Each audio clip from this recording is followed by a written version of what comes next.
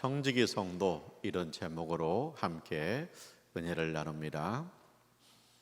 세상에 처음과 마지막이 있습니다.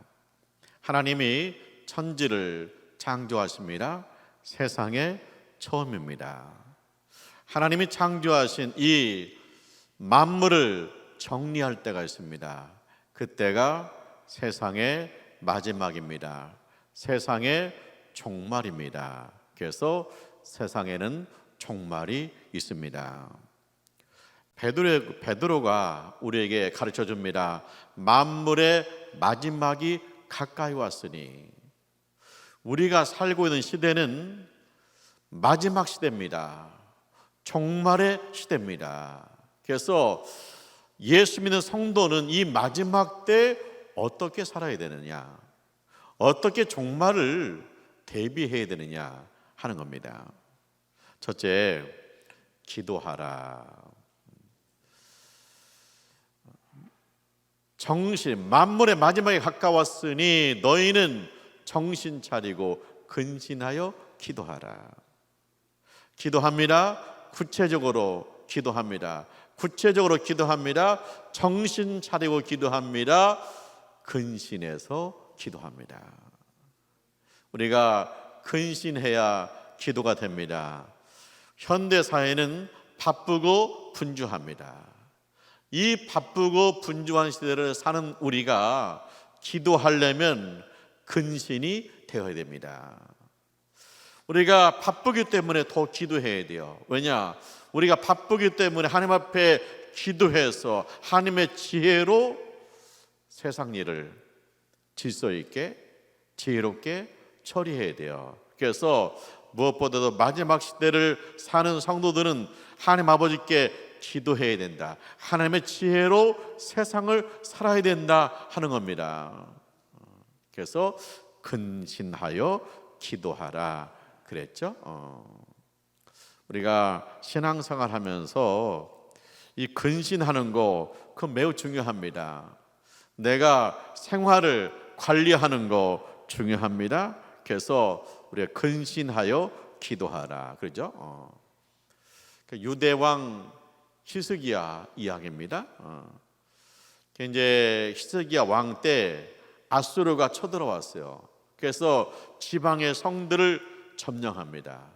드디어 이 유대 나라 수도인 예루살렘 성에 가까이 왔습니다. 그리고 그 아수르 장수가 와가지고 항복하라는 거예요. 항복하면 목숨을 건질 수 있다는 거예요. 그러면서 아수르 장군이 비웃습니다. 이스라엘 유대 땅을 비웃습니다. 뭘 비웃느냐? 너희가 용맹스러운 군사가 있다고, 너희가 무슨 계획이 있다고, 다 부질없는 짓이다, 소용없는 짓이다, 너희는 정복된다, 항복해라. 너희가 애굽을 의지한다고, 애굽이 너희를 도와준다고, 아니야, 그들은 상한 갈대 지팡이에 불과하다, 너희는 그들의 도움이 전혀 너희에게 도움이 안 된다, 항복하라. 너희가 하나님을 믿는다고, 하나님 앞에 기도한다고, 하나님이 지켜준다고 웃기지 마라. 우리가 그동안 여러 나라를 정복했다. 근데 그 나라마다 자기 신을 불렀다. 하지만 우리가 정복했다. 너희가 여호와 하나님 불러봐라. 우리가 이 예루살렘을 정복할 것이다. 항복해라. 그것이 사는 길이다. 그런 얘기예요. 지금 유대 나라의 종말입니다. 이제 정복되면 끝입니다. 그 얼마나 긴박하고 분주한 순간입니다. 그러면 그때 히스기야 왕이 뭘 해야 됩니까? 대처 기회를 합니다. 항복할 것이냐, 끝까지 싸울 것이냐, 항복해서 목숨이라도 건져볼 것이냐, 싸워서 이길 것이냐, 아니면 애굽의 신하를 보내서 애굽의 도움을 청할 것이냐. 긴박한 순간입니다. 대체 가해가 해야 됩니다. 그런데 히스기야 왕이 어떻게 했습니까? 히스기야 왕이 성전에 올라가요. 성전에서 기도합니다. 하나님, 아수르의 장군이 말하는 거 들으셨죠? 하나님, 이 백성을, 이 예루살렘을, 하나님을 섬기는 이 예루살렘을, 하나님을 예배하는 이 예루살렘을 앗수르의 손에서 건져 주시옵소서. 하나님 영광을 드러내 주옵소서 기도하는 거예요. 그리고요, 신하들을 이사야 선지자한테 보냈습니다. 중보기도를 부탁합니다. 하나님께서 뭐라고 말씀하시는지 듣고 오라는 거예요. 이제 신하들이 이사야 선지자 찾아갔잖아요. 그랬더니 이사야 선지자가 이미 하나님 말씀을 받았어요. 전해줍니다. 너희는 두려워하지 말라. 기다려라. 앗수르 왕은 소문을 듣고 고국으로 돌아가게 될 것이다. 그리고 그는 고국에서 칼에 찔려 죽게 될 것이다. 그렇게 말씀하세요. 기다리라는 거예요. 두려워하지 말라는 거예요. 하나님이 하신다는 거예요. 그래서 기다렸습니다. 그랬더니 놀라운 일이 벌어졌어요. 앗수르 왕이요, 소문 들었어요.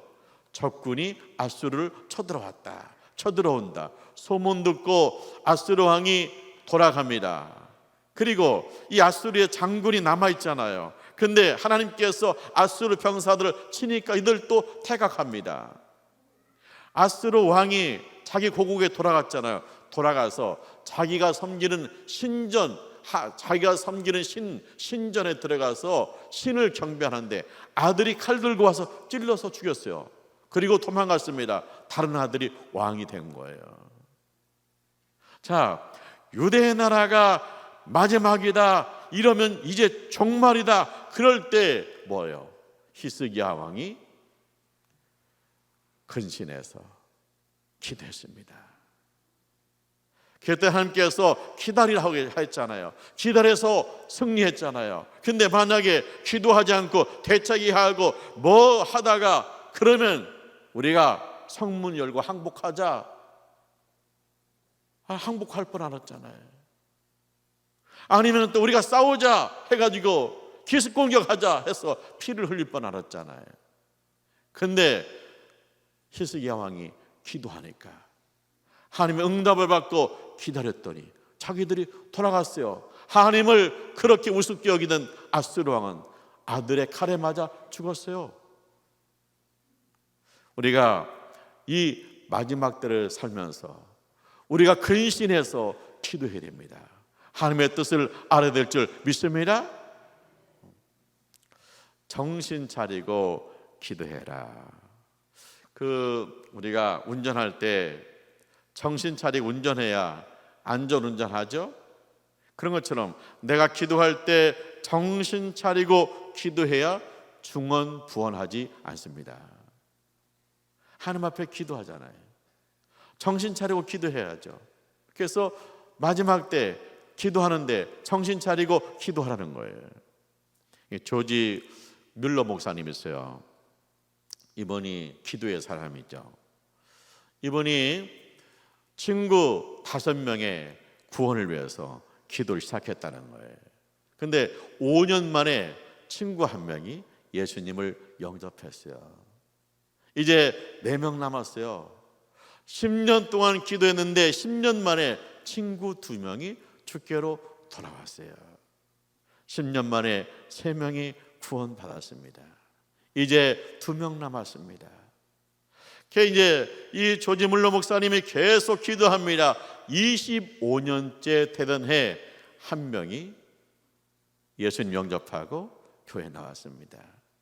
그리고 이제 4명 구원받았습니다. 1명 남았습니다. 그런데 조지 물러 목사님이 죽을 때까지 정신 차리고 이 1명을 위해서 기도했는데 조지 물러 목사님은 그냥 천국 가셨어요.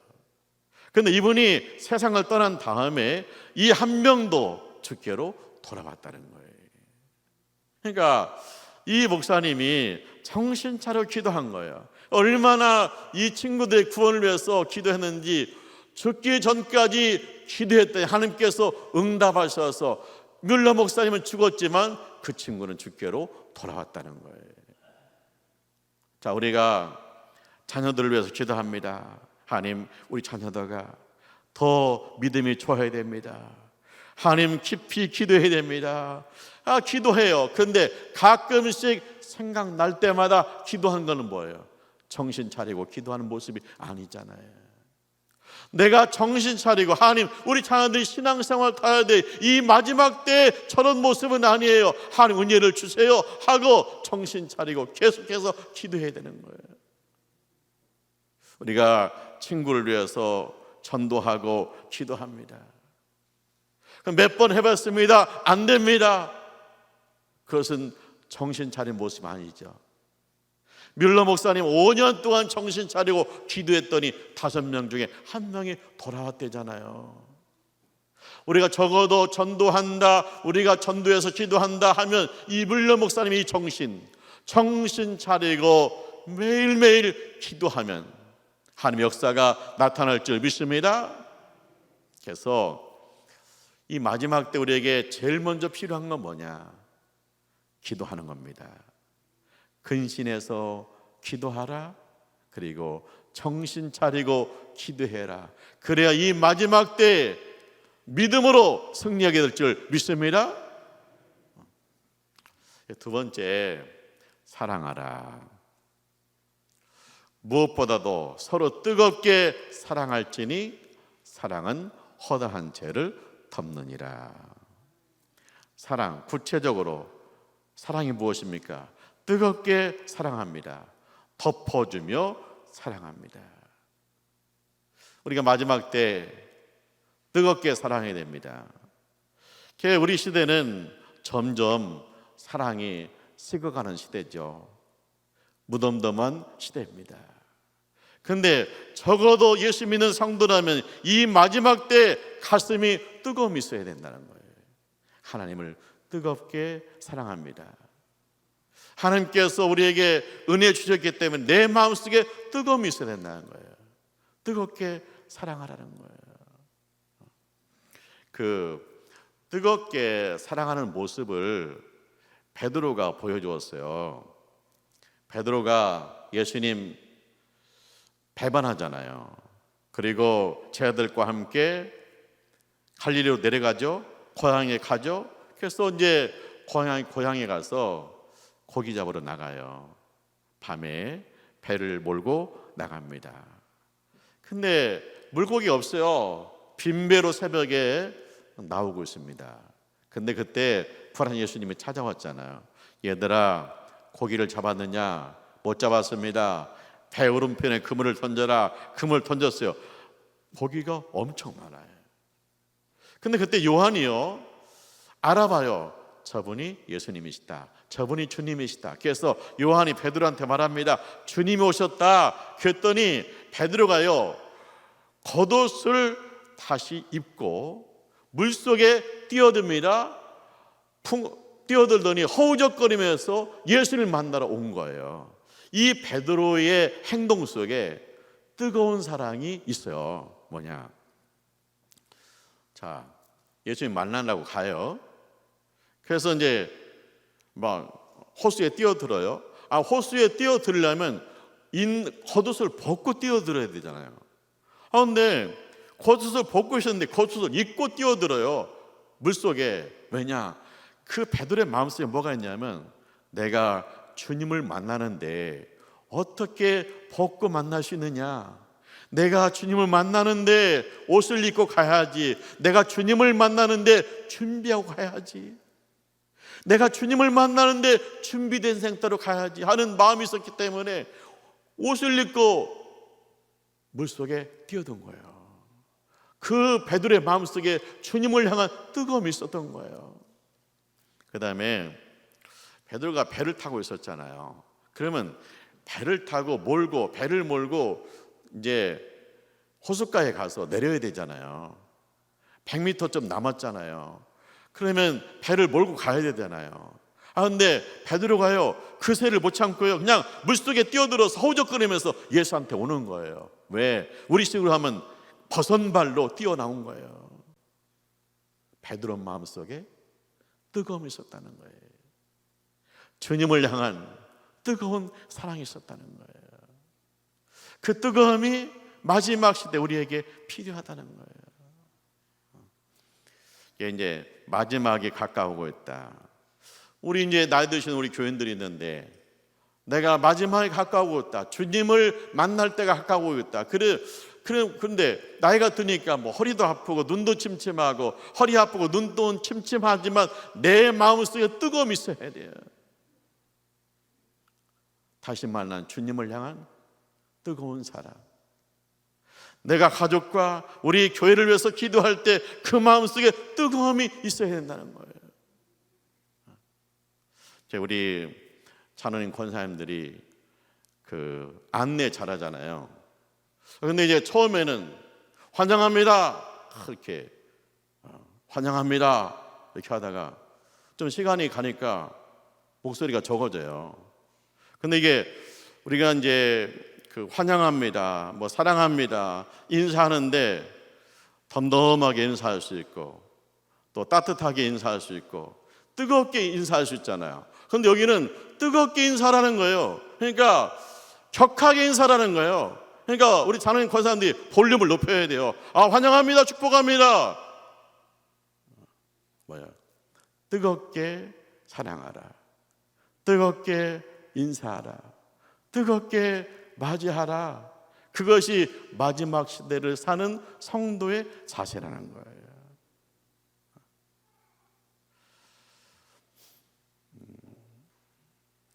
우리가 신앙생활 하는데 뜨겁게 신앙생활 하는 거, 뜨겁게 사랑하는 거 중요하죠. 제가 아는 은퇴 목사님 계세요. 이제 그분이 현직에 있을 때는 사모님과 따로 잤대요. 새벽기도 가야 되는데 옆에서 뒤척이고 그러면 잠이 잘 안 들고 그래가지고 따로 잤다는 거예요. 그것이 편하고 새벽에 일어나기도 좋고.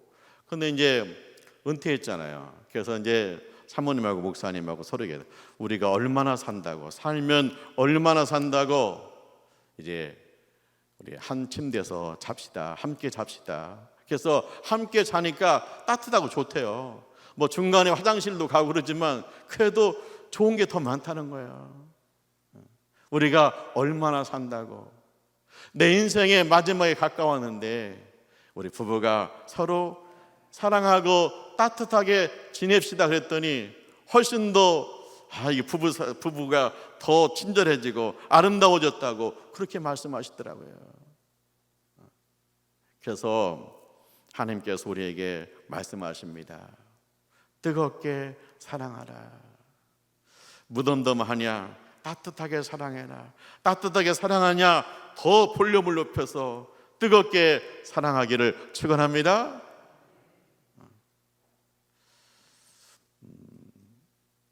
덮어주는 사랑이죠.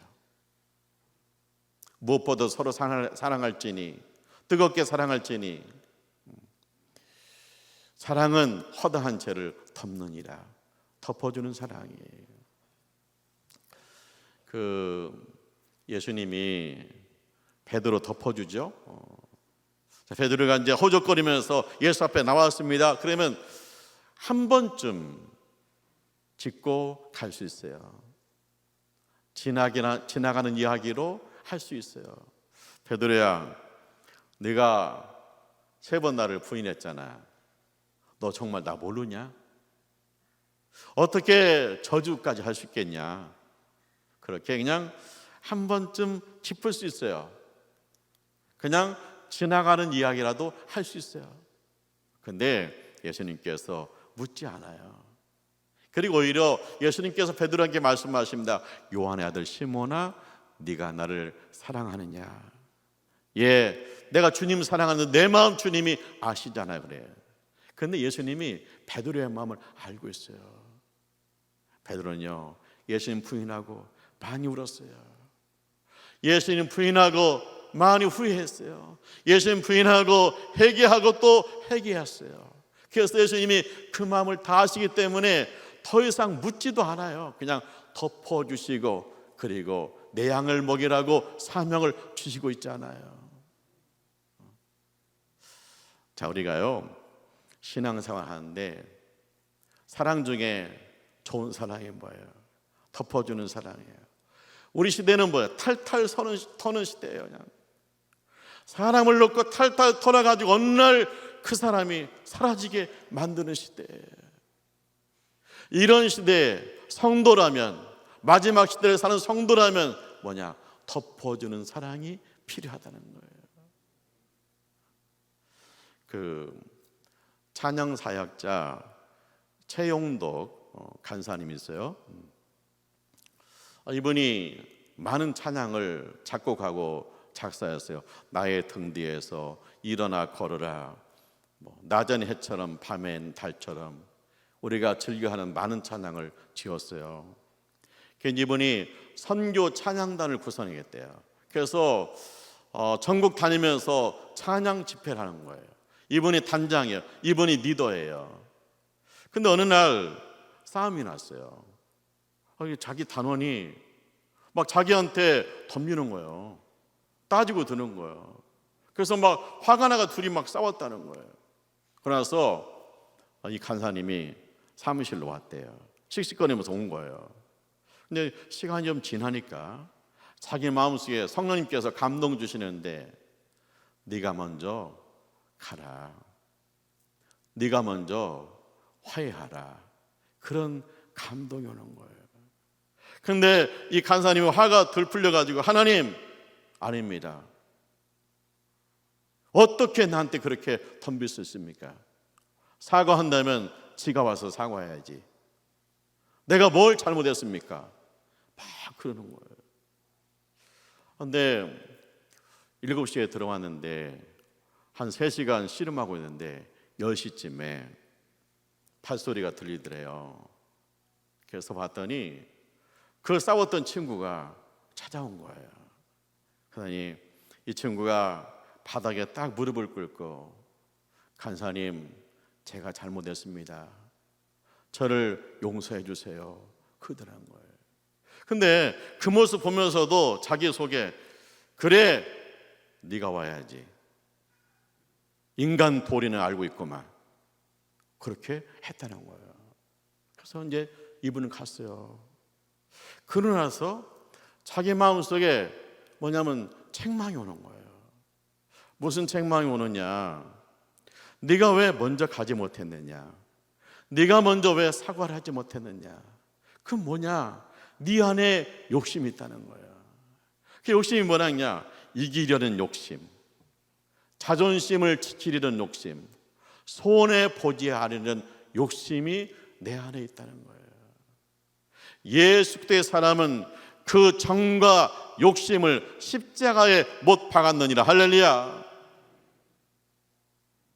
자기가요, 많은 곳을 다니면서 찬양을 했습니다. 주님을 찬송했습니다. 그런데 자기가 보니까 아직도 입술로 찬송하는 것이 내 안에 있는 욕심이 안 죽었어, 내 안에 예수가 충만하지 않았어, 마음으로 찬미하지, 마음으로 하나님을 찬송하지 못했다는 것을 그때 깨달은 거예요. 그러면서 12시부터 새벽 4시까지 회개하면서 그때 하나님 앞에 자기가 찬양을 하나 작곡하고 작사해서 바쳤는데, 그게 뭐냐, 그거 있잖아요. 내가 먼저 손 내밀지 못하고, 내가 먼저 손 내밀지 못하고, 내가 먼저 용서하지 못하고, 내가 먼저 웃음 주지 못하고, 이렇게 머뭇거리고 있네. 그 다음에 이제 그 친구한테 바라는 거예요. 그가 먼저 손 내밀길 원했고, 그가 먼저 용서하길 원했고, 그가 먼저 웃음 주길 원했네. 자기 모습을 그대로 들으면서 찬송을 하는 거예요. 그러면서 자기가 깨달았다는 거예요. 내가 이 찬양단의 단장이고 리더인데 사실은 그 친구가 나보다 큰 사람이구나. 그 친구가 예수님을 닮은 친구구나. 왜 예수님이 먼저 우리를 찾아왔고, 예수님이 먼저 우리에게 손을 내밀었다. 예수님이 먼저 십자가에서 전적 우리를 용서하셨다. 그리고 예수님 우리에게 부활로 찾아오셔서 우리에게 기쁨을 주었다.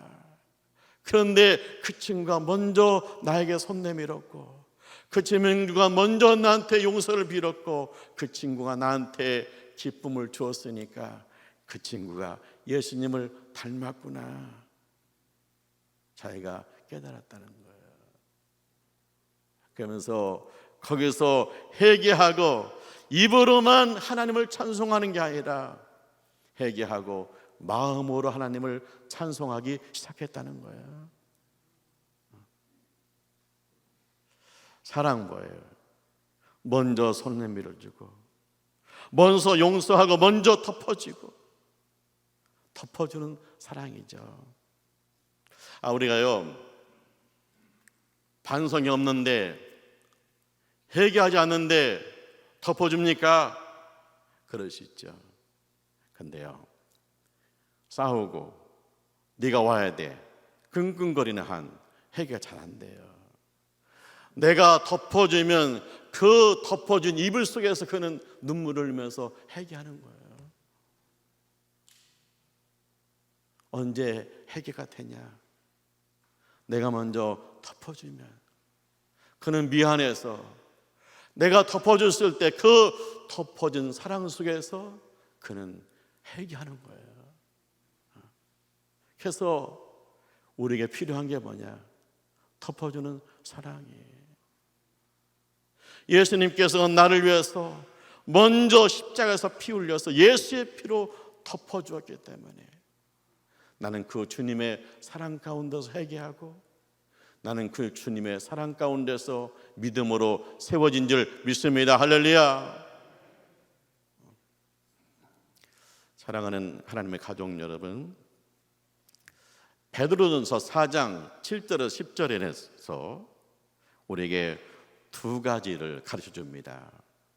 먼저, 지금은 마지막 때다. 지금은 종말의 시대다. 두 번째, 우리는 청직이다. 성도는 청직이다. 선한 청직이다. 청직이는 뭐예요? 관리자예요. 하나님이 주인이십니다. 하나님이 주인이시고 우리에게 가정을 관리하라고 맡겨주었어요. 하나님이 주인이세요.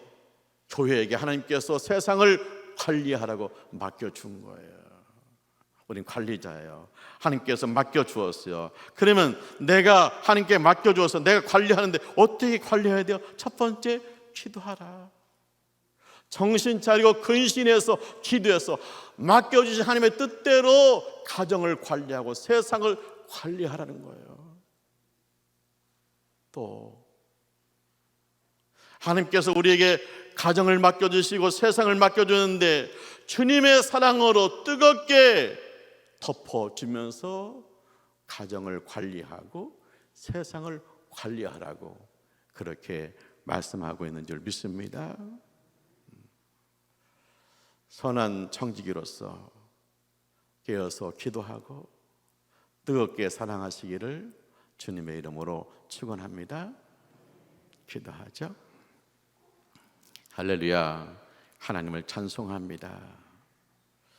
예수 믿고 구원받게 하심을 감사합니다. 지금이 마지막 때임을 우리가 분별하게 하심을 감사합니다. 지금이야말로 기도할 때고 사랑할 때임을 우리에게 가르쳐 주심을 감사합니다. 주님의 사랑이 우리 마음에 부어져서 뜨겁게 사랑하게 주옵소서. 우리 마음속에 불이 붙게 하여 주옵소서. 예수님의 이름으로 기도합니다. 아멘.